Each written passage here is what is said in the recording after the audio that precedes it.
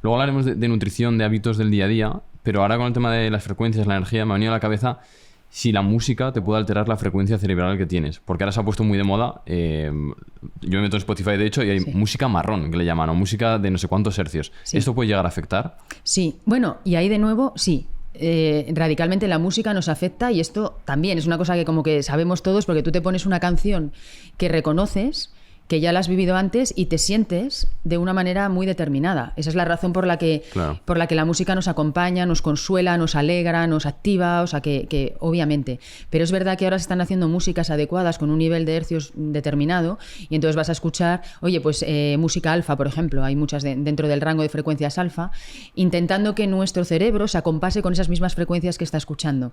Porque las frecuencias alfa a nivel cerebral son frecuencias de calma. Entonces lo que se intenta es que tu cerebro llame esas frecuencias por escuchar ese tipo de música. ¿Que funcione tan lineal? Pues no. Hay a gente que le funciona muy bien y a gente que dice, a mí para nada. Cada uno llegamos, en este caso, por ejemplo, de frecuencias alfa que son de la calma, llegamos por caminos distintos. Hay quien es muy auditivo, entonces todo lo que escuche le va a llegar muy bien. Vale. Y hay gente que es mucho más visual, por ejemplo, y entonces lo auditivo no le da tanta importancia, pero sí le calma mirar un paisaje o ver algo que a él sí que le aporta esas frecuencias alfa, o hay muchas personas que son kinestésicas y lo que te calma es una caricia, que te toquen, una temperatura, o sea que depende un poco. Pero yo utilizo muchísimo la música para entrenamiento cerebral, muchísimo. No solo en ese tipo de frecuencias, de escucharte algo concreto, sino también en cómo anclar con el cerebro, en este caso sí hacer un anclaje de determinada música que yo he escuchado cuando me sentía de esta manera, me sirve para engañar a mi cerebro más adelante y solamente poniendo esa música, yo haciendo un ejercicio de visualización, escuchando esa música que yo ya relaciono con ese estado de ánimo, yo ya sé que mi cerebro va a empezar a funcionar y a producir aquello que estaba produciendo igual que esa vez que yo estaba escuchando la música. Y esto, de nuevo, es algo que ya estamos viendo. Nosotros y yo entreno a mucho atleta de alto rendimiento, de todo, futbolistas, tenistas, olímpicos, etcétera, o sea, de alto, muy, muy alto nivel. Es raro que un atleta o un deportista salga a hacer su prueba sin haber escuchado antes algo. Algo que trae unas frecuencias determinadas a su cerebro de calma, de concentración, de fuerza, etcétera. Así que la música es un elemento importantísimo en neurociencia. Se me ocurren dos escenarios claros. Por ejemplo, cuando estás en el coche y no hay música y de repente pones una música, yo qué sé, de verano, latina o lo que sea, enseguida todo el mundo sonríe, baila, habla mucho más. O, por ejemplo, otro contexto completamente distinto, cuando estamos pensando ideas creativas para guiones o para vídeos o lo que sea, me pongo, por ejemplo, bandas sonoras de música que sea más como épico, inspirador, etcétera, y me induce a un estado de ¿qué puedo aportar, ¿no? ¿De qué manera puedo aportar de alguna forma a mi trabajo? Sí. Bueno, eso que has dicho es que es tal cual, es buenísimo. Y fíjate que pasa algo y es que podríamos tener como, yo lo llamo como el botiquín o el maletín que tienes de primeros auxilios. Total. Deberíamos tener, porque vosotros lo hacéis, pero no todo el mundo lo hace y es tan fácil. O sea, deberíamos tener en nuestro móvil descargadas 3 canciones que a ti te aportan, una que te aporta, por ejemplo, alegría y muy buen rollo, otra que te aporta calma y otra que relaciones, por ejemplo, con momentos donde has estado seguro, orgulloso de ti.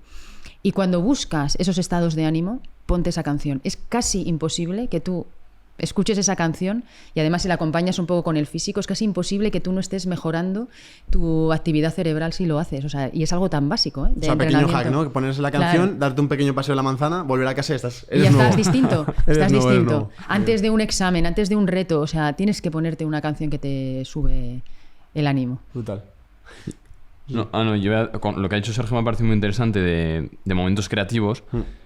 ¿Qué tips o qué hacks le podríamos dar a una persona para crear momentos creativos? Y más en el momento que nos encontramos ahora, de que es muy difícil tener un momento de concentración, de ideas nuevas. ¿Cómo deberíamos todo? Desde la casa, la habitación, la música, la postura del cuerpo, para que nos vengan ideas buenas. Ya, súper pregunta. Mira, para empezar, tenemos que relacionar el momento creativo con desenfocarnos. O sea, lo primero que tenemos que buscar para ser creativos es no tener un objetivo demasiado concreto, porque lo que estamos buscando es que nuestro cerebro se expanda, tenga ideas nuevas, tenga lo que llamamos un foco abierto de pensamiento. Entonces, eso se pelea con el foco cerrado de concentrarme, de tengo que sacar esto, un objetivo, porque lo restringes. La creatividad es expansiva, la concentración es restrictiva. Entonces necesitamos de ambas. Y aquí pasa algo muy importante también, y es que nosotros normalmente hemos relacionado que hacer bien el trabajo y ser eficientes tiene que ver con enfocarnos. Entonces, normalmente hemos escuchado, oye, concéntrate en esto. Incluso concéntrate para tener una buena idea. Sí, total. Pero posiblemente nunca te han dicho, oye, desconcéntrate. Es verdad, ¿eh? Y es desconcéntrate para tener una buena idea. Entonces, creo que primero hay que partir con eso, de decir, si yo quiero ser creativo, tengo como que apagar la necesidad de ser eficiente, de tener un objetivo, o sea, me tengo que dejar volar un poco más y estar a gusto con eso. O sea, va a ser un momento de disfrute y mucho más abierto.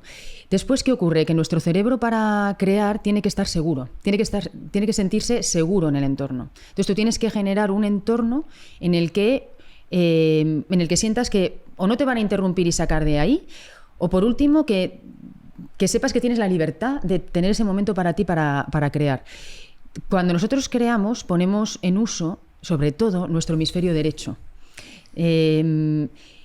Cuando nos desinhibimos, por ejemplo, cuando uno toma alcohol, por ejemplo, lo que hace es apagar un poco el hemisferio izquierdo, el más racional, el causa-efecto, y te das cuenta de que entras en un mundo que es como más, bueno, pues en un mundo más abierto, más fácil, más emocional, más sensitivo, donde uno se desinhibe. Eso es un gran lugar para crear. No estoy diciendo que haya que beber alcohol para crear, pero pongo el ejemplo del tipo de funcionamiento. Lo que nosotros buscamos es ir a ese cerebro más desinhibido para crear, y de ahí es donde van a venir las buenas ideas.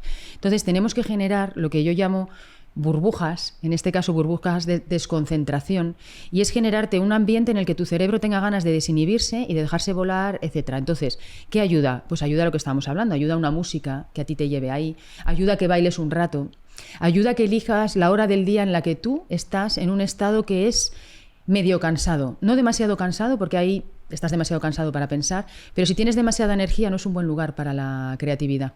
Es en el estado entre estar muy despierto y de verdad cansado, es entre medias donde mejor creamos, porque es ese momento donde se generan unas frecuencias que son más alfa de la calma, y también hay más predominio de unas frecuencias que se llaman zeta, que es un lugar de creatividad increíble, porque ahí es donde permitimos que suba mucha información de nuestro subconsciente. Pero nuestro subconsciente no nos habla cuando nosotros estamos muy despiertos o muy concentrados, nos habla cuando estamos un poquito más idos, cuando estás un poco más cansado. Entonces, es verdad que en eso que os hablaba de la mente líder, de elegir el buen momento para determinadas cosas, el momento de creatividad viene en ese lugar. Entonces, cada uno de nosotros tenemos un día de ese lugar. Yo tengo clarísimo cuál es el mío. El mío es al final del día. Yo soy una persona que soy más nocturna en ese sentido. Y entonces hay un momento ahí, al final de la tarde, que soy especialmente creativa y guardo para ese momento la creatividad. Entonces es bueno saber qué momento. Y luego es bueno tener un elemento que tu cerebro reconoce con este es un momento de creatividad. Entonces, el poner una música concreta, el poner un olor concreto o un ambiente concreto o una postura concreta te ayuda. Y esa la tienes que elegir tú, para cada uno es distinto. Para mí, por ejemplo, la creatividad pasa por, en vez de estar, yo nunca creo nada sentada en una mesa. Me siento en el suelo con otra postura, apoyada detrás en un sofá, por ejemplo. O lo haces de pie, o lo haces caminando. O conduciendo. O conduciendo. Bueno, y conduciendo te voy a explicar por qué pasa. Porque la creatividad, en esta necesidad de que tu cerebro esté como seguro para poder crear, cuando nosotros hacemos una actividad que es automática, como es conducir, nuestro cerebro está súper a gusto. Dice, bueno, está llevando mi atención a algo que yo ya sé hacer y que está bien. Eso cuando no estás conduciendo, obviamente, en condiciones estresantes, ¿no?